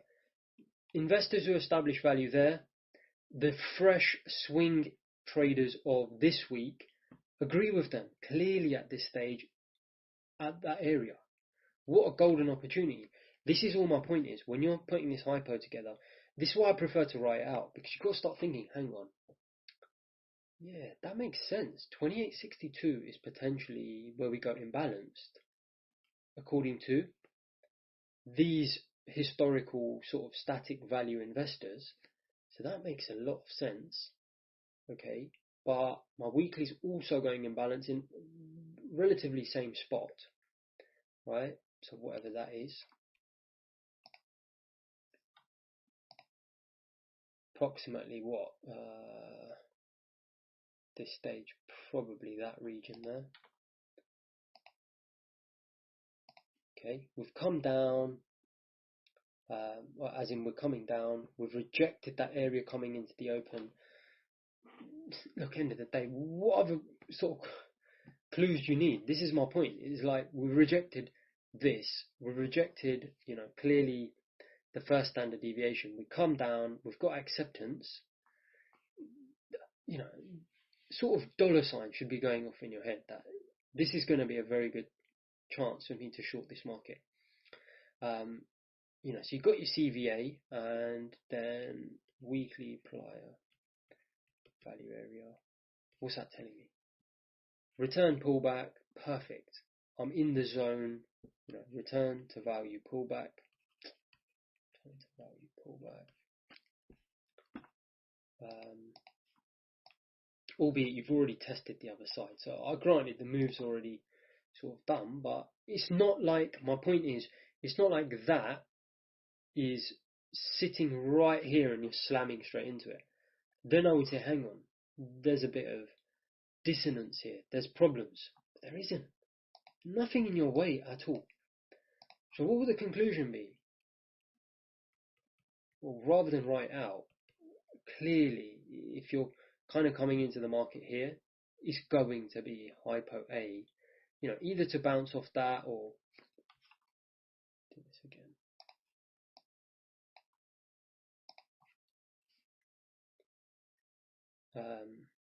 Ideally you'd want to see some sort of retracement and then down. That'd be hypo A, wouldn't it? And then B is really just going to be a variation, isn't it? Let's be honest. B is going to be whether it's maybe just a bit more aggressive.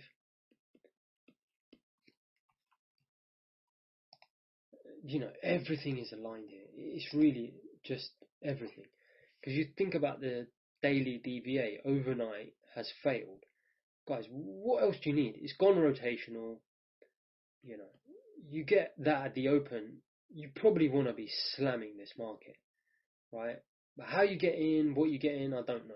I mean, look, it's even the order flow. Pulling back, it's gone negative, it's pulled back to neutral. Is it really any surprise this has happened? Fine, we got this stop run. We come back down, and I don't know if you would be able to get short again or not. I don't know. Tough market. But at the end of the day, it's gone rotational, right? It's pretty much gone rotational and given you, in my opinion, good opportunities to get short. Basically, very, very good opportunities to get short. Everything ties up, everything ties together. Your A, B hypos are down. It's nice. I like to have a C hypo, which I wouldn't take, but it just sort of keeps me from stopping being obsessed with my A and B. So, if I get in the trade, it's kind of where would I get out is what I like to look at. And I kind of think, well, probably anywhere above here or definitely above here. The trade doesn't make sense anymore. Probably even above here. So at this stage, if we start to drift up here, I'm not going to long in a million years. I'm just saying that if the market potentially does that, either I'm just going to walk away for the day or I'm going to shut down my A and B hypos. That's all I'm saying. So yeah, again, I don't want to do the tick by tick. Oh, this is what I would have done here, and by replaying it tick by tick, taking trades. No, let's not get into all of that. I'd rather show you a day where I've actually been involved in a market like this. We can talk about it directly on our group Zoom calls, and obviously we can leave the recordings at the bottom. So if you're obviously looking at this further down the line, just check them out. We'll put some recordings in, and I'll obviously talk through scenarios like this of actual trades I've taken, which is going to be much more beneficial for you. But this is incredibly powerful as well. Start developing these hypos. You do the market replay. You got much more time. Obviously, I can only do a video. You got basically all day. If it's a Saturday, Sunday, you can replay it. Get the screen time in. Keep saying it. You're very lucky you've got, the opportunity of using market replay to your advantage. So, take advantage of that. Now, just give me a second, obviously, again, because I didn't let it play, even though I had it at 1x speed. I just mean I took a long time to actually fast forward 12 hours, so it just kind of got slowed down. It just needs to load the next 12 hours. Give it a second. So what we'll do is basically we'll just finish off the week. We might as well just finish it off, and then you can go and do this yourselves. Jump forward another 12 hours. Okay, so that's the next day. Just check the composites. Yeah, so that one I can't merge it with that one because it's still developing. So really I might be keying off, and let's be honest, it's not great value, but it's probably something like that. Prior value, isn't it?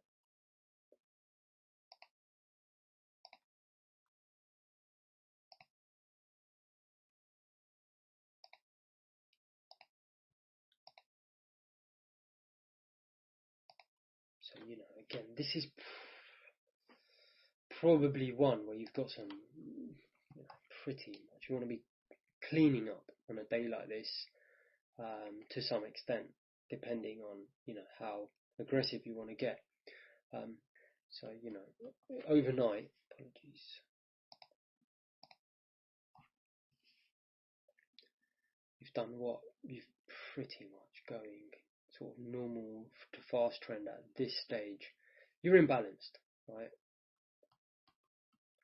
Daily, deviate, imbalanced. Rhythm, it's not clear. We're just starting to establish some sort of maybe fast trend, potentially normal trend, although that wasn't really established until there, was it? It's more, it's imbalanced. Basically, it's clearly gone imbalanced. The rotation's failed, right? It's a breakout, and we've gone imbalanced. This very difficult at this stage to say, because you've got to remember you're here. Very difficult. Weekly DVA, easy one. Same as the day before. Whereabouts are we?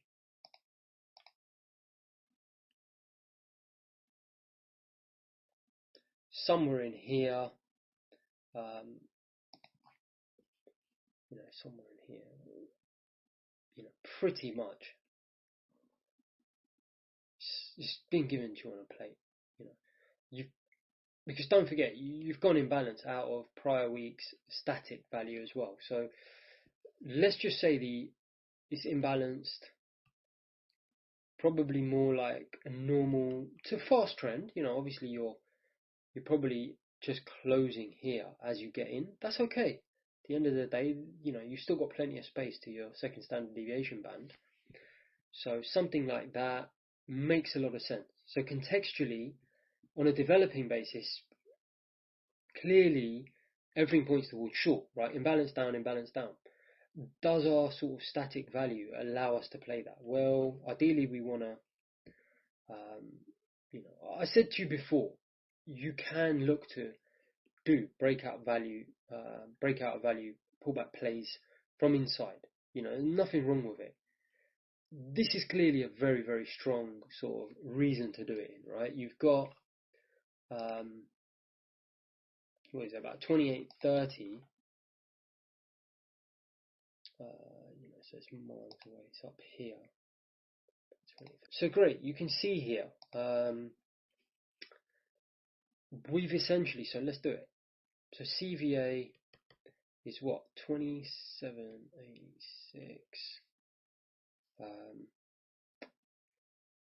Can say, potential breakout of value pullback. Okay, but you gotta be loose with this now. It's no longer only when I'm below, only when I'm above. Work your hyper how you want. Me personally, let's say, theoretically, I think, do you know what? We rejected prior week's value area low. rejected it overnight. We've got an imbalance that was rotational. The rotation failed. We've got obviously a weekly that's imbalanced, normal trend. We've pretty much at the line in the sand. We're building value here. What else do you need to get you to get short? If you're looking for perfection, again, I don't mean this patronizing way, but you're not going to find that in trading, okay? Ideally, I agree with you. We want this to do this and do this and show clear acceptance and have a perfect thing, and then we go down. It's not going to happen, right? You have to kind of use your discretion and say, yep, my 90%, look at it. I mean, come on, the 90% is perfect, right? You've got the four things that I wanted to do, the DVA lined up with the weekly. You've got your CVA pretty much on the cusp, or at least, not really looking like it's going to, be sort of rejected. We're building value around it. You've got your prior week's value area, which we clearly, rejected, and we've gone in balance on the sort of prior week static basis. What else do you need to get short? You should be all over this, really. How far down it goes, who knows? Ain't got a crystal ball, got no idea. I'm not going to deny that potentially, there was a shorting opportunity here. Obviously, fine, you get stopped out here, you get stopped out here, whatever. You get stopped out, and that happens. And then, you could potentially sort of play this back. I don't know. For me, it's too close to the VWAP. I'd have wanted to get I'd have wanted my CVA to be around here, a little pullback, and then potentially a rotational play. A little bit more advanced, but yeah, it just wasn't right, was it? It was at the VWAP. It's a bit risky. But yeah, to me, huge shorting opportunities in the morning, the market to go short. So hopefully that's clear. And I didn't actually draw the hypos in, but that's what I would have done. In the morning, I would have done the hypo like that, and I would have put in my A, B, C scenario according to what I've written down. So instead of having a conclusion, I'd basically just say, right, we're here, and what do I expect to happen? Well, we could either come back to there, which would be ideal. That'd be my A hypo. A's are always my ideal. They happen about 50% of the time. You're not going to get that pullback most of the time, at least half the time. Or I'll go for my B. B's tend to be the ones where and you've seen in the Discord, I post them all the time. That's what the B's are, where they don't really pull back, and I just have to go with it. Look for early signs, and you won't be surprised to see me do this, because I've done this now on all the other examples. C is, just doesn't work out. That doesn't mean I'm going to get long if this, I have no interest in getting long of this market. If I'm in a short and we start to build value above here, obviously I'm going to think about getting out of the market. That's all I'm saying. And then go and do something else, right? Unless I see something here where I think, okay, we might have a breakout again. So this, you could argue, is kind of like a breakout of value pullback from within, right? As the Heiken actually turns, whatever. At the end of the day, like I said, be loose about it. Don't be so strict as I'd asked you to be before. Now you're going to have to see, actually, am I in a normal trend? Makes sense for me. Just go with it. Okay, and then final day. Hopefully it doesn't. Yeah, that was alright, wasn't it?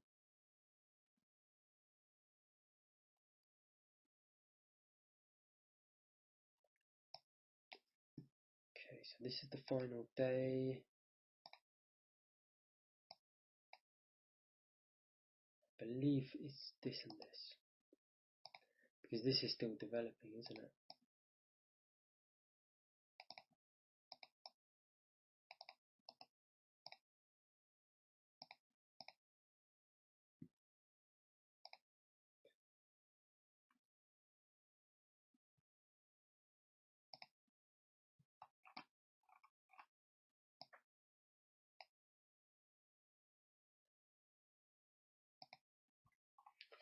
You can probably see me looking a lot at that weekly. Even where I've just stopped and I've just thought a few times over there. It's what it is I like to look at the higher time frames first. I'll be honest with you. I like to look at them. It kind of keys me off. Like, what am I going to be doing today? What are the big guys doing? What are they looking to achieve? That's just how I do it. If you want to look at the overnight first, absolutely no problem. It take not 2 minutes, but maybe it might take you half an hour to do your prep, 45 minutes, whatever. I get that, but eventually it's going to get to the stage where you'll just see it and you say, all right, well, what's kind of happened here? Clearly the imbalance is breaking down. The market doesn't want to be imbalanced anymore. We're on a Friday, probably some profit taking Friday of the big move. That's a little bit more advanced, but look, clearly we're building value above last week's prior value area high. Guys, you might be thinking this is a lot of information to take in. Wait till you look at the monthly, quarterly, yearly, alright? A, and B, don't worry about it. Once you've done this stuff like 1,000 times, it just be natural to you, okay? It's just the first time you're seeing it, you might be thinking like, oh, it's way too much information. But look, don't worry. Once you've done it a few times, any of you are capable of doing this. It's practice and being able to, kind of in your mind, see where the pockets of value are, right? I agree, not everyone's going to be able to see that. But I do believe with enough practice that, it's doable. So just get the practice in. Just keep doing it. This is the last day. Might as well just do it with you. We've come in. What's happened? Imbalance down. Rhythm. Normal trend. Okay, weekly. Don't forget these are the DVAs in my rubbish style of writing. It's terrible, but it is what it is. What's happened here?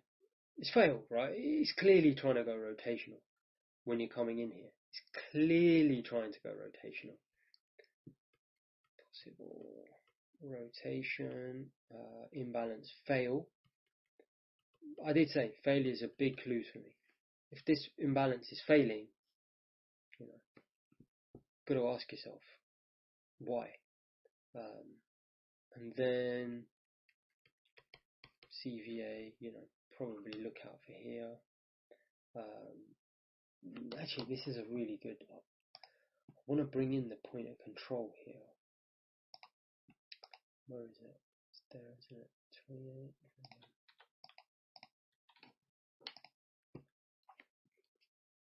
That's why. I hadn't seen it, but I had a feeling that obviously it's in the middle somewhere and we were building volume above it. I can't remember what sort of value expectation I gave it, but you saw it. When you're building above here, you can get long. So, there was potential early doors here for this to be a breakout value pullback. But let's finish why we think that is.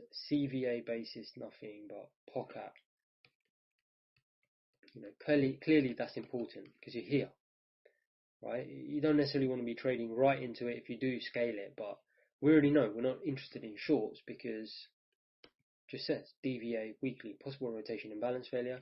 And finally, what prior week's value area is,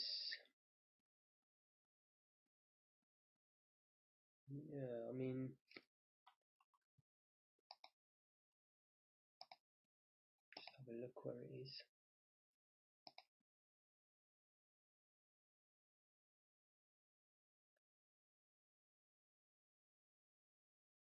Probably around 28, 27. Somewhere in that region, right? Approximately.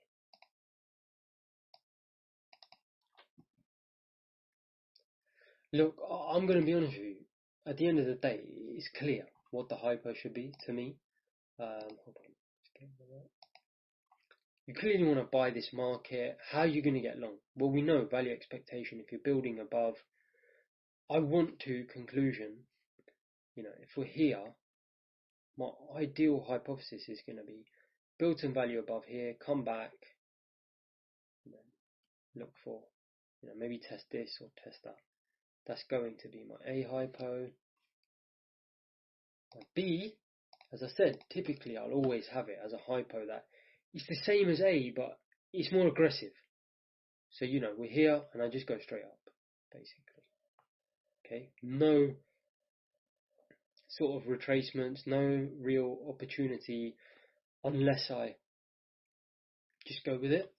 That's typically my other scenario. And then, of course, the failure scenario. Typically, that's what I'm doing. I'm not going to necessarily trade that. I don't think so anyway. I'm not sure if I would trade that. In fact, I wouldn't. Be my C scenario. Again, sorry for the handwriting. But hopefully that is clear.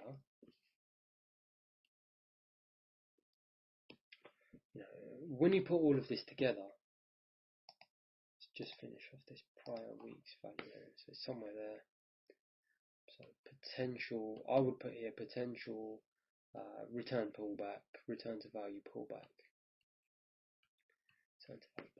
Look, when you put all of this together, it's clear this market wants to go up. How you get in, I don't know. For me, I might have got in here and got stopped out initially because I might have been worried that, the sellers came in there. Let's have a look at Delta.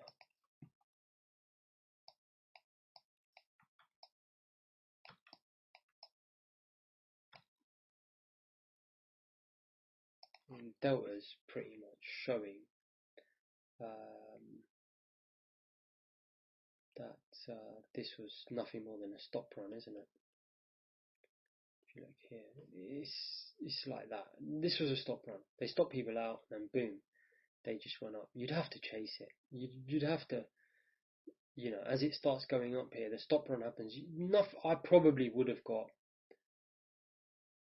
long in that region, only to get stopped. I would have probably just clicked myself out, maybe. And then as it came back, I would have got in again. And then, just taking the trade up. It's long. It's a difficult one because even here, if you get long, you're trading straight into the VWAP and whatever. But in my opinion, it did give you some really decent opportunities to play this A or B hypo. Alright guys, hopefully that's clear. And that was helpful to give you those examples. So let's just sort of recap. What you want to do is daily, so that'll be your overnight DVA, weekly, developing value area. So with this, it's just what? Market condition and rhythm. Market condition and rhythm. And then you've got your stuff with the static that you've been doing anyway. You can have a line in the sand, but it's going to be rough because you might be going to break it. I don't know. You see, it depends how everything is set up on the weekly, and then you've got prior week's value area. And then your conclusion is your ABC scenario. You can write out if you want, but it's got to be ABC. Alright guys, I hope that was useful. This is basically the whole week I've just covered. Do that. That's your next task now. Spend ages on this. This is really something you need to master. And all that I'm going to do now, and I'm not going to do it in much sort of in-depth detail, similar to this, is I'm just going to bring in the other three VWAPs now, okay? And it's going to be the screen time. And also we'll do sessions and obviously show you the stuff I'm doing, Zoom, like I said, or whatever. It's going to be the screen time. Really, that's going to, and doing hypos every day, posting them. I want you to post them in the Discord, especially if you're trading the live market. You've got your 10-minute delay probably with the data, that's fine. Just post them with your 10-minute delay, absolutely fine. Approach the market as if you're doing it in real time if you can. If not, it's fine. I've shown you the market replay, obviously that's what I was doing here.